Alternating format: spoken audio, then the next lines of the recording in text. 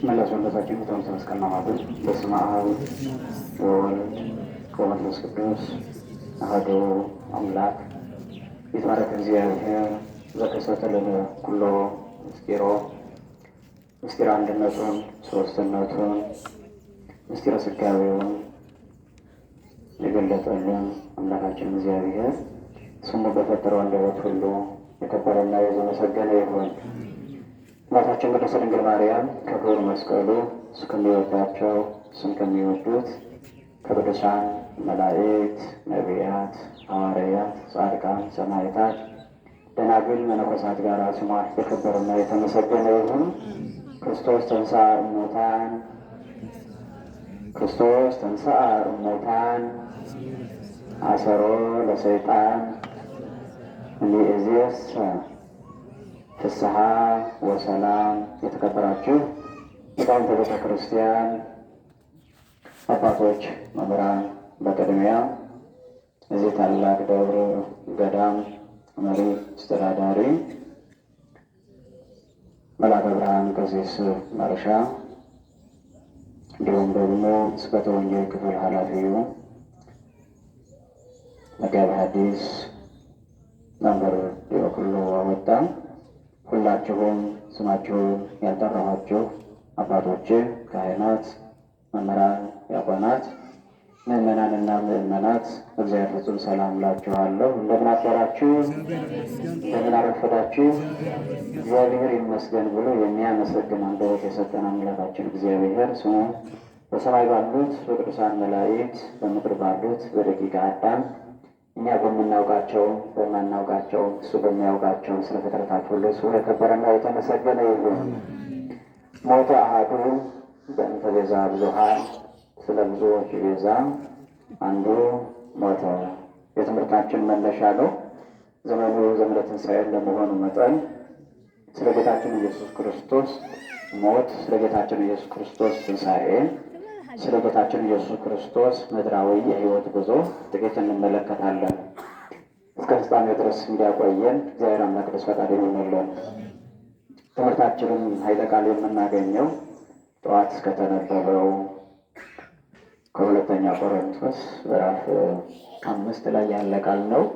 ሐዋርያው ቅዱስ ጳውሎስ ጌታችን ኢየሱስ ክርስቶስ ባረገ በ8ኛው ዓመት ወደ ክርስትና መጥቷል። ለ8 ዓመት ያክል ቤተ ክርስቲያን ውስጥ ያሉትን ምዕመናን፣ አስተማሪዎች፣ ሐዋርያትን ሁሉ እያሳደደ ከዋሉበት አያሳደር ካደሩበት አያውል የነበረ ሰው ነበረ።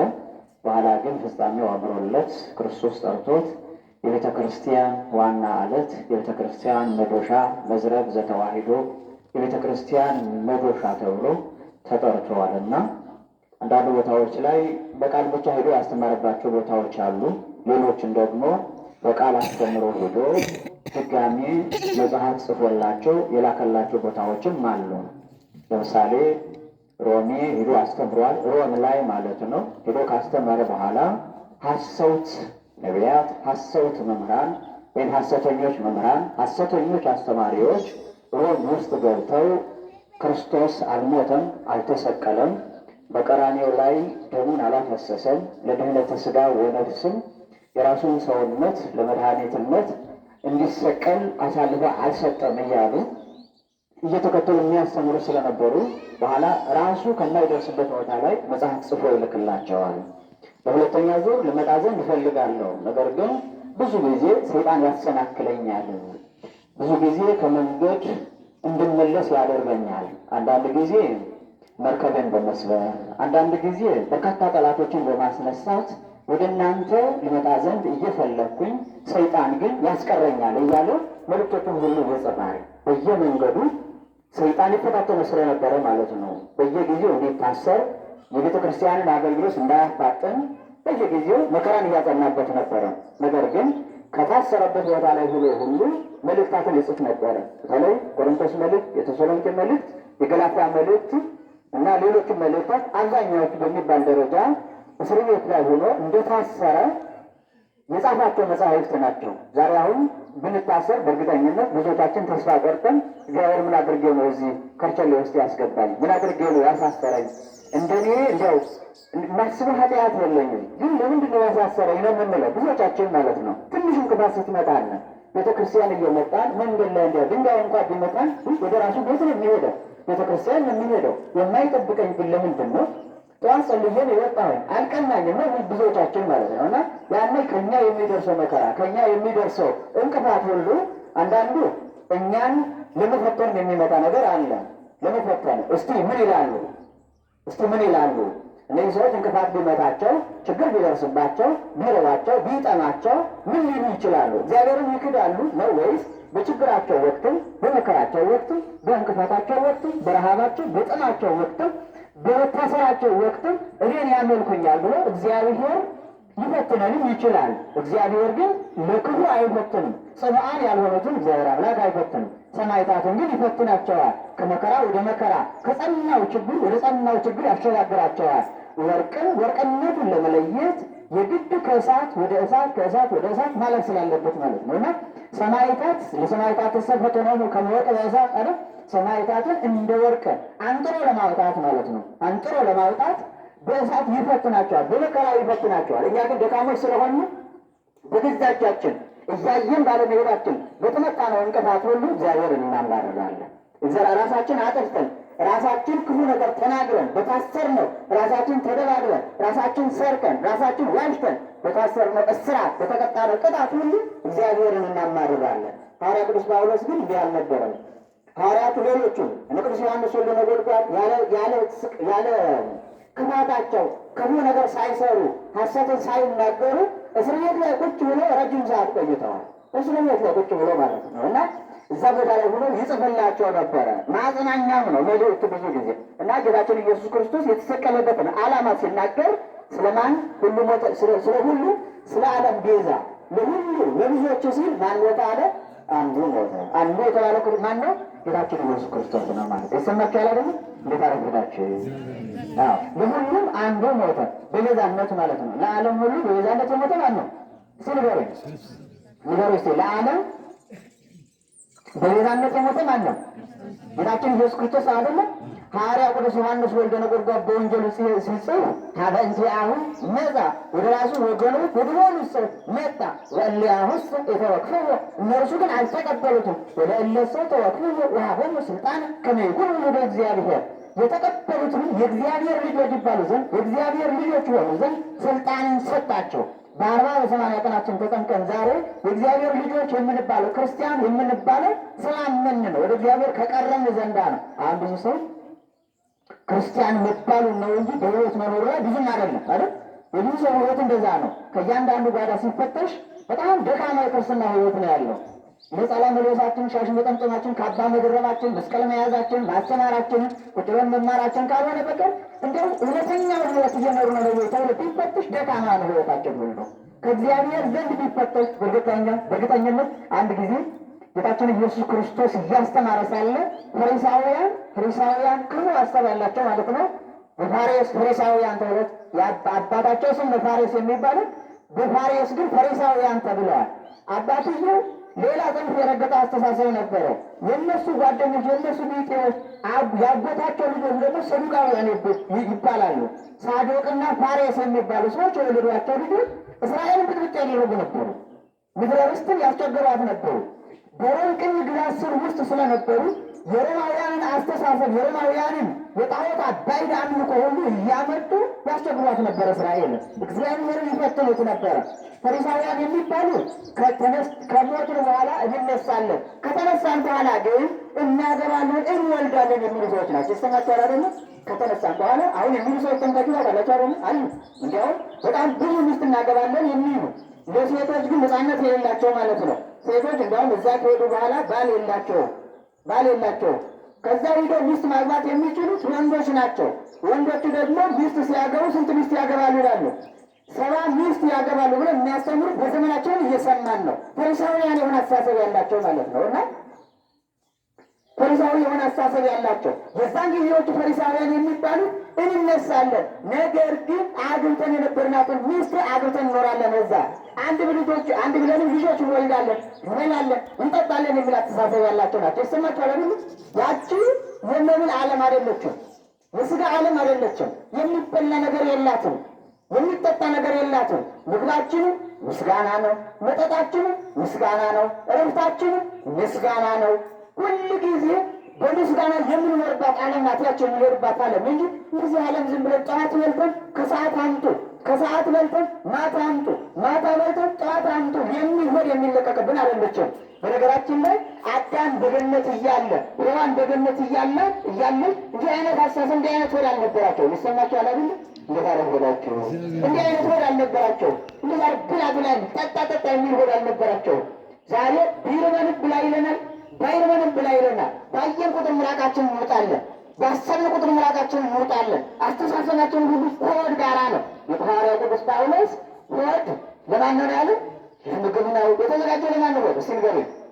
ለማለት ሆዳችሁ ንገሩኝ እስኪ። ሆድ የተዘጋጀው ለማን ነው? ንገሩኝ እንጂ ሆድ ለምን የተዘጋጀው? እሺ የሆድ ስራ ምንድን ነው? ማግኘት ነው አይደለ? መቻል ነው አይደለ? ምግብን ነው የሚሸከም አይደለ? ምግብ የተዘጋጀው ለማን ነው? ንገሩኝ እንጂ። እንዴት አለ ሆዳችሁ? እናንተ አቤት አቤት ብላችሁ እንዳትሄዱ። በኋላ ስትሄዱ ሲናገር ነበር አልሰማንም ብላችሁ እንዳትሄዱ። ይህ ግዳሙ ከሌላ ከክፍለ ሀገር ነው የመጣ ያሉ ግን ሲናገር ነበር ምናምን ብላችሁ እንዳትሄዱ። እሺ ስለ ሆድ ሲያወሳ ነበር እንዳትል በደንብ መስማት አለባችሁ። ለዛ ነው እንዴት ቆያችሁ የምላችሁ። ዛሬ መስገድ መባልን ስላለበት በየጊዜ ማለት ነው። እና ሆድ ለማን የተፈጠረ እስኪ ንገሩኝ። ለምግብ ነው አይደል? አሁን ከሆድ ውስጥ ሌላ ስራ አለ? እኔ ስለ ኩላሊት፣ ስለ ልብ፣ ስለ ጉበት ምናምን ያለ እያወራኋቸው ነው። ስለ ሆድ ነው እያወራኋቸው።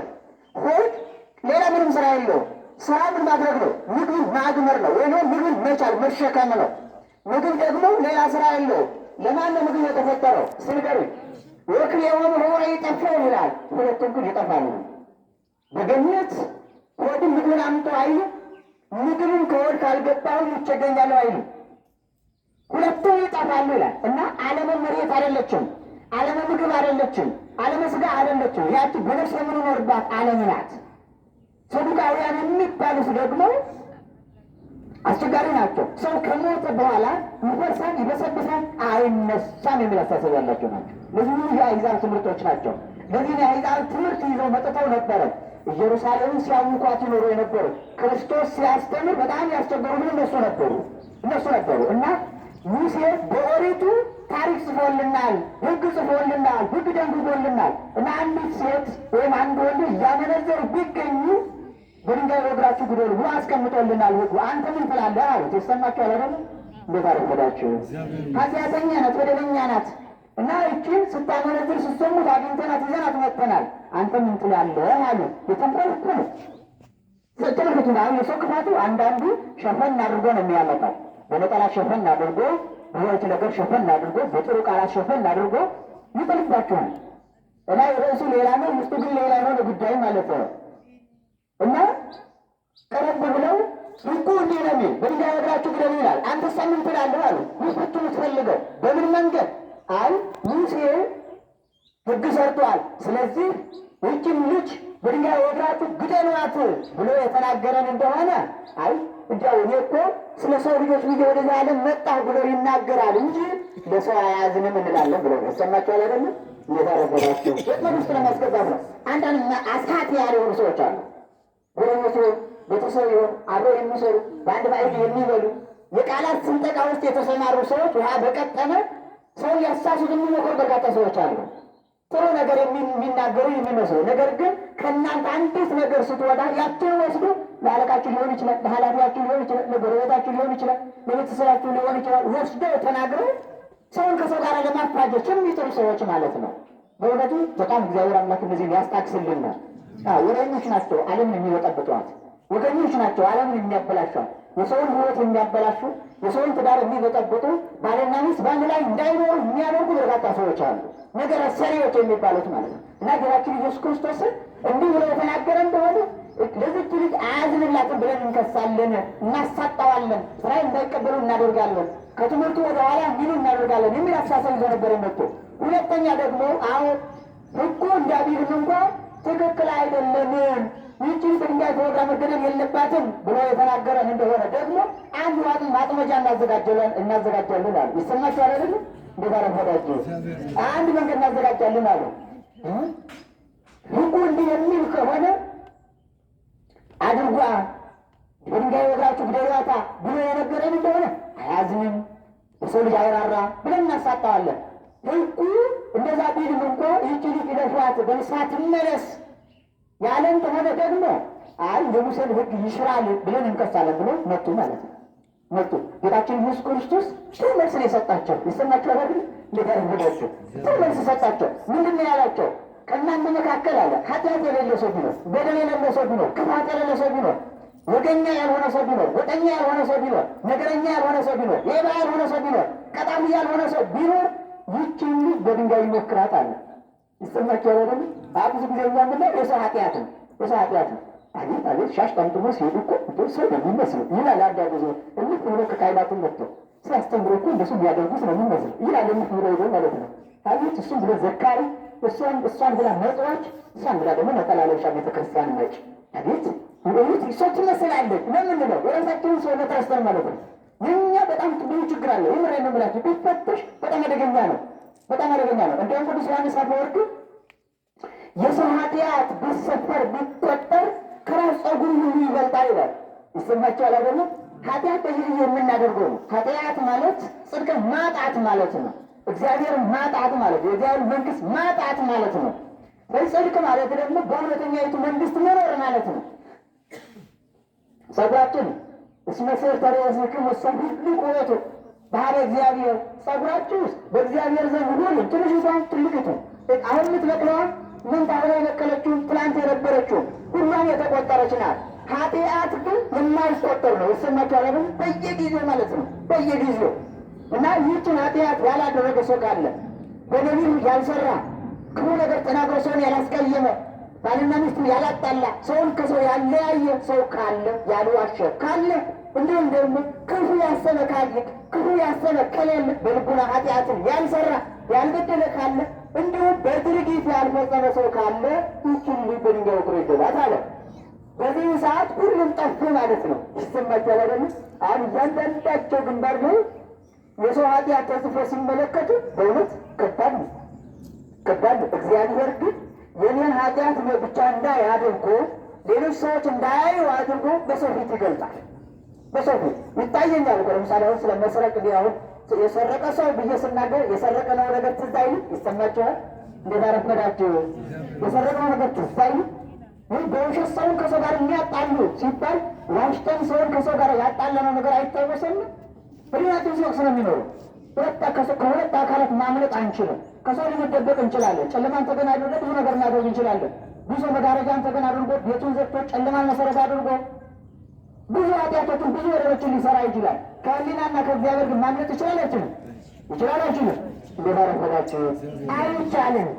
የለም ማምለጥ የለም።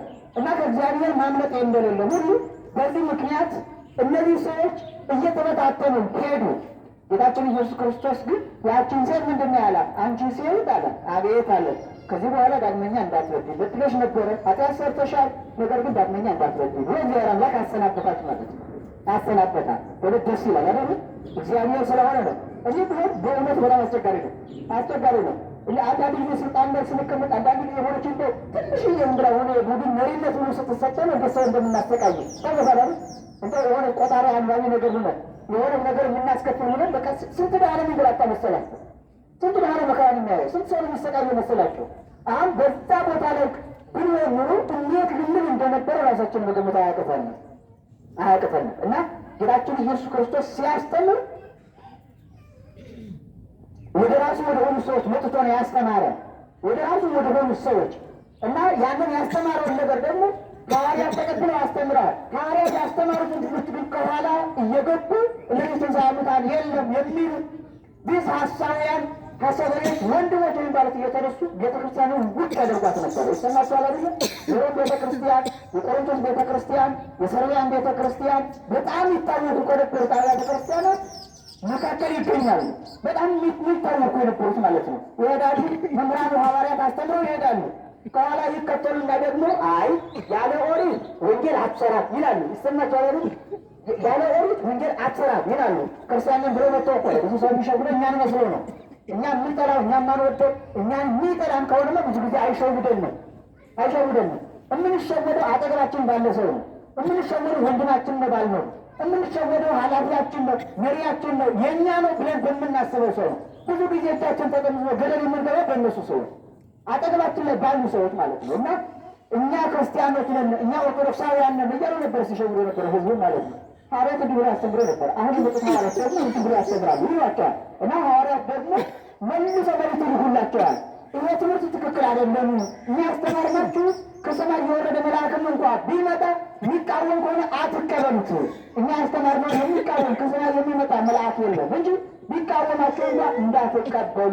እኛ ከማን አግኝተን ያስተማርናችሁ? ከክርስቶስ አግኝተን አስተምረናቸዋል እያሉ ያስተምሩ ነበር። እና ጌታችን ኢየሱስ ክርስቶስ ወደ ራሱ የሆኑ ወገኖች መጣ። ይሰማቸዋል አይደለም?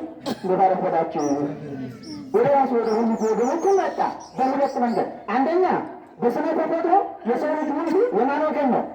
ንገሩ። የማን ወገን ነው? የማን ናችሁ እናንተ? እስኪ ንገሩ። እንደባረፈዳችሁ የማን ወገን ናችሁ? የእግዚአብሔር አይደለም? የእግዚአብሔር ወገን ያልሆነ ስነ ፍጥረት የለም። ከእግዚአብሔር ያልተገኘ ስነ ፍጥረት የለም። አጋንንት ፍጥረታትን አይፈጠሩም። ቅርብ ጊዜ የሰንባችሁ ከሆነ በተለይ ማህበራዊ ሚዲያ የሚባለው ብዙን ሰውም ያሳግደዋል፣ ብዙን ሰውም ያድናል። ሚድኑ ወደ ህይወት የሚመለሱ ምንታያዱ ሁሉ የሚጠፉ ሰዎች ደግሞ በርካታ ናቸው። ወንድን ሰምታችሁ ከሆነ ማለት ነው፣ የሰማሁትን ነው። ወንድን የፈጠረው እግዚአብሔር ነው ወይም ፈጣሪ ነው እነሱ በሚሉት ማለት ነው፣ ስም ላለመጥራት ነው። ሴትን የፈጠረ ግን ሰይጣን ነው ሲሉ ሰምታችኋል።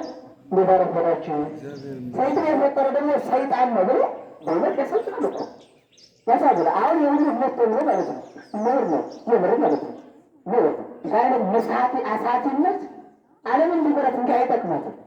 እግዚአብሔር ያልሆነ ምንም አይነት ነገር የለም። እግዚአብሔር የፈጠረ ፍጥረት የለም። እንዲያውም የፈጠረ እግዚአብሔር ነው።